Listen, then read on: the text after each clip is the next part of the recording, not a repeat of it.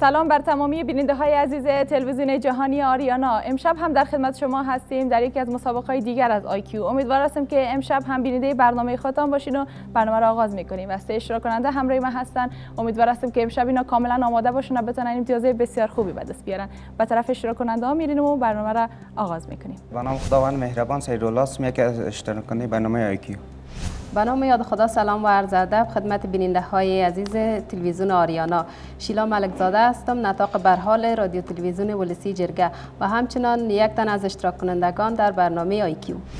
به نام یاد خدا فهیم احمدی هستم، یک تن از اشتراک کنندگان برنامه IQ. خوش آمدید اشتراک کننده های عزیز به مسابقه امشب ما و امیدوار هستیم که امشب شما کاملا آماده باشین و بتونین که امتیاز خوبی به دست بیارین. 30 گزینه در اختیار شما هست و شما میتونین که هر گزینه‌ای که دوست داشته باشین انتخاب کنین، اما ناگفته نمونه در بین 30 گزینه 3 گزینه هست که صفر هست. هرچند امتیازی که داشته باشین اگر او گزینه به شانس شما بوده شما انتخاب کردین، تمام امتیاز شما صفر میشه. میریم به طرف سوال عمومی که از شما می داشته باشم. درست است؟ آماده هستید؟ بله. زیارت خواجه عبدالله انصاری در کدام ولایت افغانستان هست؟ هرات. مطمئن هستی شیلا؟ بله. فهیم چی میگه؟ خب 100% هرات است. هرات هست؟ بله. رولا؟ هرات. موافق هستی با جوابی که شیلا بر ما داد؟ بله، جواب شیلا کاملا درست بود. زیارت خواجه عبدالله انصاری در ولایت هرات موقعیت داره و خود دیگه شیلا خوششانس اول مسابقه امشب ما هستی و به طرف گزینه ها برو، انتخابی که از خودت آغاز میکنیم. گزینه ها رو میبینیم. کدام گزینه شیلا؟ گزینه 15. گزینه 15 را انتخاب میکنن. ببینیم چی هست در پشت گزینه 15. کارگردان های مطرح سینمای افغانستان. قبول است. شیلا 30 ثانیه وقت داری. ثانیه در گذر هست. سرعت عمل داشته باش و بر ما بگو نام کارگردان چی هست.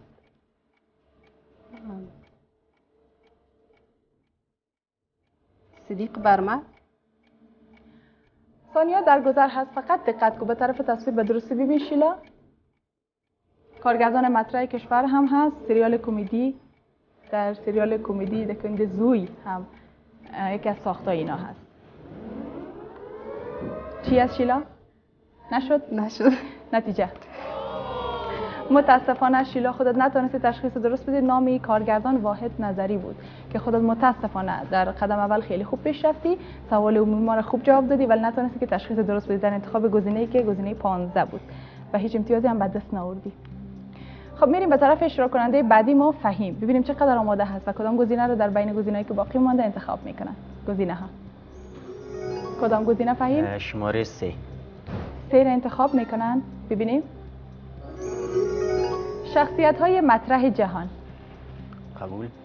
کمی پر انرژی باش فهیم. 30 ثانیه داری و ثانیه در گذر هست. رئیس جمهور چی؟ چین است. رئیس جمهور چین است؟ بله. مطمئن هستی؟ توضیحاتی که دادی درست است؟ بله 100%. خب به طرف تصویر ببینید. اسم شخصیت چی است؟ اسمش نمیفهم. اما رئیس جمهور چین دبیر است. کل حزب کمونیست چین هست.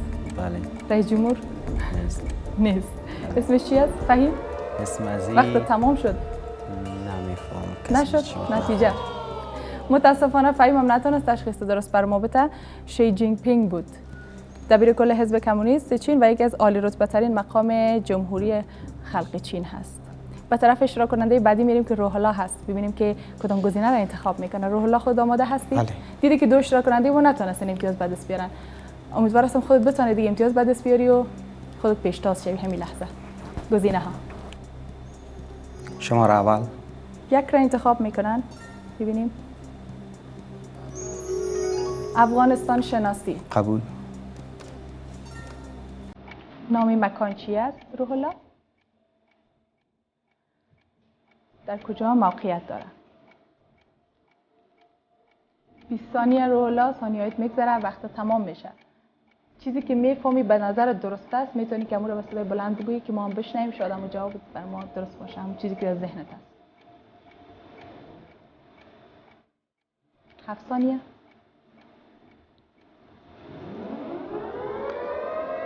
نتیجه متاسفانه روح الله هم نتونست که تشخیص درست بر ما داشته باشه. حتی چیزی هم بر ما نگفت که ما مثال بزنیم بگیم یه حرفی که خودت گفتی، جوابی که بر ما گفتی درست نبود. نام مکان تپه مرنجان بود که خودت متاسفانه روح الله خودت هم نتونستی که تشخیص بدی. خب سه اشتراک کننده ما تا حال هیچ امتیازی به دست نآوردن. حال میریم به طرف شیلا که در اول خیلی خوب پیش رفت، ولی ببینیم که این دفعه چیکار میکنه و کدام گزینه رو انتخاب میکنه. تشخیص میتونه داده امتیاز به دست آورده میتونه یا که همون تو صفر باقی میمونه. گزینه ها کدام گزینه شیلا؟ 11. 11 را انتخاب میکنن. ببینیم. اشیا قبول است. قبول. قبول است. نام شی؟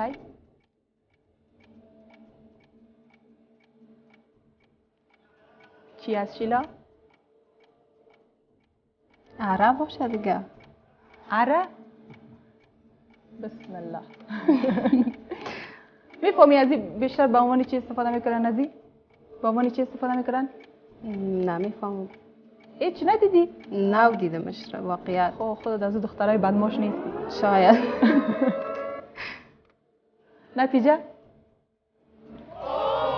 متاسفانه شیلا باز هم نتونست در انتخابی بعدی هم که داشت هیچ امتیاز به دست بیاره. نام شی کتر بود، وسیله است برای برش کاغذ و موکت و بعضی چیزای دیگه که خیلی تیز و برنده هست. بیشتر بر چیزایی که زیاد دبلتر باشه به عنوان برش کردن از این شی زیادتر استفاده میکنن. فهیم؟ بله. گزینه هایی که باقی مانده به رنگ نارنجی هست. خود یک گزینه رو انتخاب کرد بین گزینه ها. میبینی؟ کدام؟ شماره 5. 5 را انتخاب میکنن. ببینیم. شخصیت های مطرح افغانستان. قبول. ناچار. 30 ثانیه وقت داری. این عبدالعلی مزاری نام داره. بله. مطمئن هستی؟ بله 100%. وقت داری؟ میخوای که فکر کنی؟ بعد نه. وقت دادیم ما. عبدالعلی مزاری. عبدالعلی مزاری یا عبدالعلی مزاری؟ عبدالعلی مزاری. چی کاره هست اینا؟ خب یکی از رهبرای جهادی است. بله. افغانستان هست. بله. میبینیم نتیجه را. بسیار عالی، بسیار خوب. فهیم آفرین. خودت تشخیصت کاملا درست بود و رکورد شکستی. یعنی چی که یعنی خودت تانستی بالاخره بعد از سپری شدن قدر گزینه ها انتخابات تشخیص ندادن خودت بتانی که تشخیص بدی و امتیاز به دست بیاری. خب امتیاز فهیم هم میبینیم. ببینیم چقدر امتیاز به دست آورده. فهیم تبریکت باشه 1000 امتیاز. امیدوار هستم که این 1000 امتیاز حفظ کنی، از دست ندی، بلکه رو بتانی زیادتر هم امتیاز زیادتر هم بسازی. درست است؟ بله. به طرف گزینه ها میریم و ببینیم روح الله کدام گزینه را انتخاب میکنه، اما قبل از او وقفه کوتاه داریم.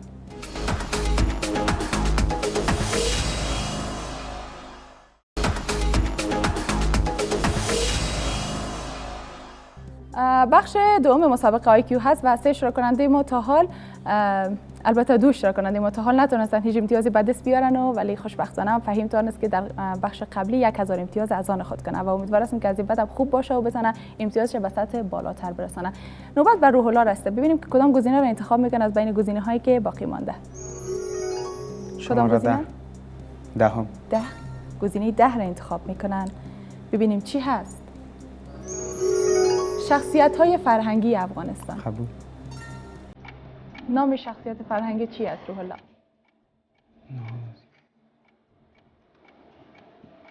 نویسنده هست، نقاش و از همه مهمتر شاعر. یکی اسمش چی است روح الله؟ بر ما میگی یا که؟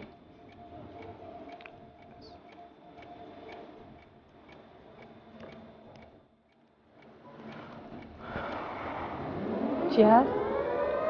نشد؟ کاش میش. نتیجه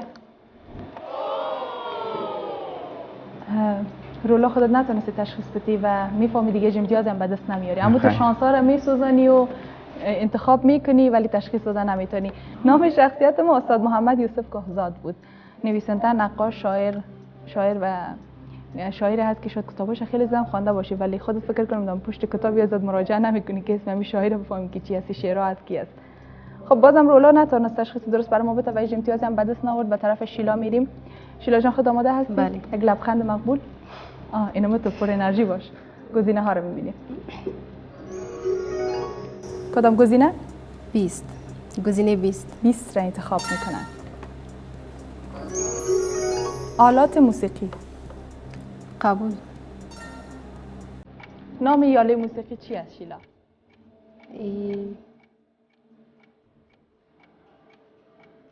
کم خود نقل بتی دیگه.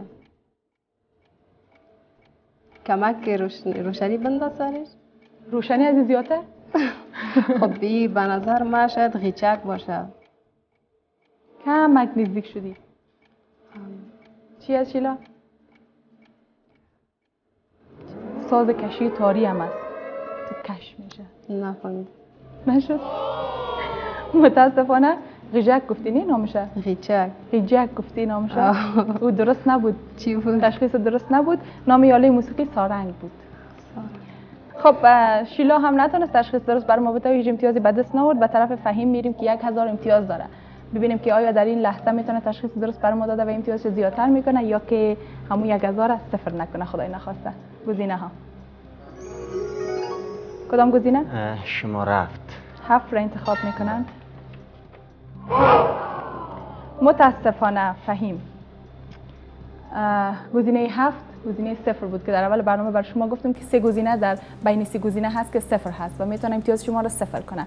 متاسفانه گزینه 7 که خود انتخاب کردی 0 بود و 1000 امتیاز از دست دادی. امتیاز فهیم میبینیم که دلش جمع شد که ما برش راست میگیم دروغ نمیگیم. دیدی فهیم؟ 1000 امتیاز 0 شد و متاسف هستم برات. امیدوار هستم در انتخاب بعدی دقیق‌تر باشی، تشخیص بدی و بتونی 1000 امتیاز را جبران کنی. به طرف روح الله میریم که تا حال 0 باقی مانده. گزینه ها کدام گزینه؟ 18. 18 را انتخاب میکنن. دانشمندان. قبول. نام دانشمند چی است؟ روح الله.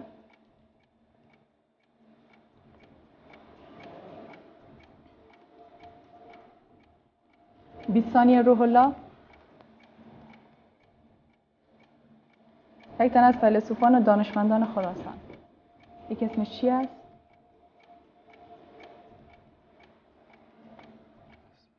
چی؟ بلند بگو امیره. 1 ثانیه نشد. متاسفانه روح الله بازم خودت نتونستی تشخیص بر ما بدی. ما چه میذاری زبان چی میگی تو امور بلند چرا نمیگی؟ نامش در دل من در زبان نیست. در زبانت نمیامد؟ یعنی گفتنش برات مشکل بود؟ اما در دلت چی آمد بر ما بگو؟ نام دانشمند علی بن سینا یا مشهور به همین ابو علی سینا بود. همین رو گفتی نه؟ اما سینش هم شنیدم. دیگه متاسفانه خودت تشخیص ندی روح الله و هیچ امتیازی بازم به دست نآوردی. متاسف هستم برات. بازم به طرف خود میه. ان شاء الله میتونی شانس بعدی هم امتحان کنی. شیلا رو ببینیم چقدر آماده هست در این بخش. آماده هستی خود شیلا؟ بله. میگه آماده هستم. باز گزینه‌ای که انتخاب میکنی ایش نمیفهمی. خب چی هست کجا هست؟ اسمش چی هست؟ خب خیر. خب میریم به طرف گزینه ها و انتخابی که شیلا می داشته باشه. کدام گزینه؟ گزینه 22. 22. هنرپیشه های مطرح سینمای جهان. قبول. نام هنرپیشه چی است؟ شیلا. شیلا نیست مقصد، نامش چی است؟ از کشور ایران هست؟ دیگه در خیلی فیلم ها یا کار کردن؟ هنرپیشه است که خیلی شناخته شده است. نشناختی شیلا؟ نشناخت. هیچ؟ نه.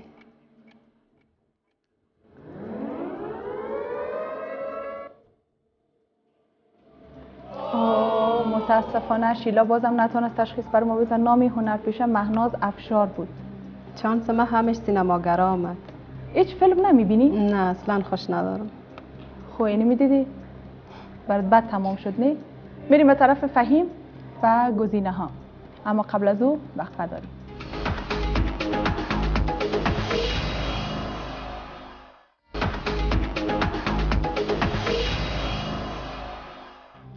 خوش آمدید. ادامه مسابقه IQ هست و نوبت به فهیم رسید و گزینه ها رو میبینیم کدام گزینه را فهیم در این لحظه انتخاب میکنن. کدام گزینه فهیم؟ شماره 23. 23 را انتخاب میکنن. ببینیم. سخت افزار یا هاردویر؟ قبول. فهیم 30 ثانیه وقت داری. نام سخت افزار چی هست؟ این هارد دیسک کامپیوتر است. و دقت ببین بازم فهیم. بعد جواب قطعی تا برای ما بگو که مطمئن باشی که جوابی که بر ما دادی درست است. بله هارد دیسک کامپیوتر است. از سی پی می باشه. آخر چیه جوابت؟ هارد دیسک کامپیوتر سی پی هم هارد دیسک کامپیوتر. ببینیم نتیجه را. متاسفانه فهیم خودت نتونستی تشخیص بدی، گرافیک کارت بود. وسیله کمکی به خاطر همون خلاقیت خود کامپیوتر. خب تشخیص درست نبود فهیم و متاسفانه نتونستی که 1000 امتیاز از دست داده خودت دوباره جبران کنی. امتیاز 0 بود و 0 هم باقی ماند. نوبت بر روح الله رسیده. روح الله خودت هستی در برنامه آماده هستی؟ بله. کاملا. یا جسم اینجا روح دیگه جای نباشه؟ هست. گزینه ها. کدام گزینه؟ شماره 8. 8 را انتخاب میکنن. نباتات. قبول. نام گل چی هست؟ چی یک گل مقبولی؟ بیشتر به این چراغایی که در خانه بند میکنن تزیینی که هست بیشتر به وا شباهت داره نه رولا؟ گل ختمی نیست؟ چی؟ گل ختمی. تصویر ببین رولا، من کمک برات گفتم نی بیشتر شباهت به امو قندیلایی که در خانه بند میکنن با او شباهت داره که نامش چی است؟ مثل چراغ بوریس نی؟ متاسفانه روح الله وقت تمام شد و تو نو خودت میخواستی فکر کنی که نام از گل چی است. در این 5 ثانیه آخر که باقی مدت خوب صحیح به طرف تصویر میدیدی. نام گل سوسن چلچراغ بود. رولا هم نتونست این لحظه تشخیص درست بر ما بده و هیچ امتیازی به دست نآورد. نوبت به شیلا رسیده، ببینیم کدام گزینه را انتخاب میکنن. گزینه ها. کدام گزینه شیلا؟ 16. 16 را انتخاب میکنن. شخصیت های فرهنگی جهان. قبول. فیلم خود نمیبینی؟ شاید کتاب بخوانی. کتاب میخوانیم، کتاب تصویری خو نیست دیگه. او خدای من. از خاطر کی هم سیاستمدار است، هم شاعر هستن، هم نویسنده هستن از کشور پاکستان. اسمش چی است شیلا؟ نمیفهم. اما هر کتابی که چاپ میشه دیگه در پشت همون کتاب عکس مؤلفش میباشه. نتونستم. از کشور پاکستان هم هستن. چی شد شیلا؟ نشد نتیجه. بازم متاسفانه شیلا نتونست تشخیص بر ما بده، هیچ امتیاز به دست نآورد. نام شخصیت فرهنگی جهان هم اجمل خطک بود. سیاستمدار، شاعر و نویسنده پاکستانی که شیلا نتونست تشخیص بر ما بده و هیچ امتیاز به دست نآورد. و حال میریم به طرف فهیم. گزینه ها رو میبینیم و انتخابی که فهیم می داشته باشه. کدام گزینه؟ شماره 4. 4. بله. شخصیت های تاریخی جهان. امتیاز نداری دیگه، رد کرده نمیدونی. میبینیم. حدس میزنیم. 30 ثانیه وقت داری. نام شخصیت تاریخی چی است؟ از همون سابقه عکسش هست.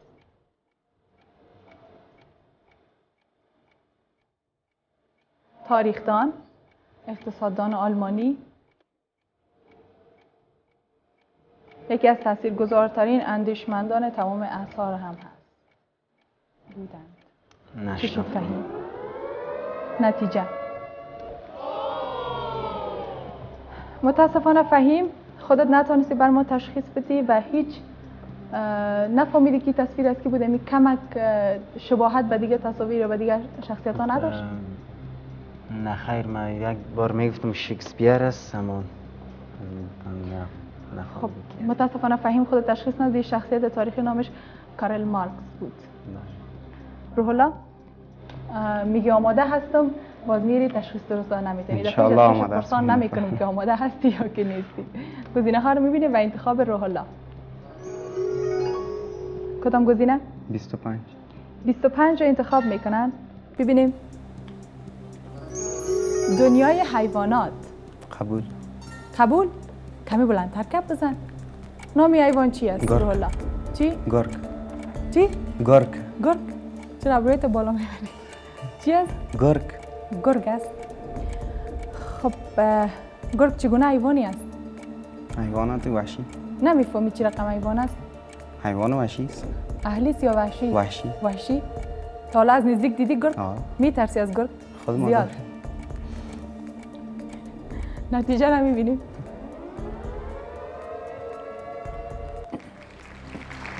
بسیار عالی روح الله. خودتان است که جواب درست بر ما بدی و امتیاز به دست آوردی. بالاخره با سعی و تلاش که داشتی و دیدی گفته می دفعه از پیشت پرسان نمیکنم که آماده هستی، چون می آماده هستی گفتن ما شاید برای خودت بچگون باشه. بچگون بود. امتیاز روح الله رو میبینیم. تبریک، 1000 امتیاز برای خودت روح الله. خب میریم به طرف شیلا ببینیم شیلا چقدر آماده هست. آماده هستی شیلا خودت؟ خوب است اگر باز متاسفانه زنگ خطر صداش به گوش من رسید، یعنی که وقت برنامه تمام شد و من خیلی ناراحت شدم از اینکه نوبت به شیلا رسید و وقت برنامه هم تمام شد و دیگه برای خود شانسی باقی نمان. شیلا خب خیر است، مشکل نداره. همیشه در زندگی شانس داشته باشین. این مسابقه خب برای چند لحظه هست که دور هم می باشیم و شانس ما رو میخوایم امتحان کنیم، ضریب و هوشی ما رو میخوایم امتحان کنیم، ولی امیدوار هستم همیشه در روال زندگیتان خوش شانس باشین و همیشه شانس به طرفتان رو کنه. وقت خوش بر شما میخوایم و تبریک باشه برای خودم روح الله جان. خودت در ثانیه‌های آخر برنامه 1000 امتیاز به دست آوردی و برنده مسابقه امشب ما خودت هستی. و از شما فهیم جان شیلا جانم تشکر میکنم. وقت خوش برای عرضه شما. و سپاس از شما بیننده های عزیز که امشب هم بیننده برنامه خودتان بودین. وقت لحظات خوب و خوش برای همه شما میخوایم. شبتان بخیر. خدا نگهدار.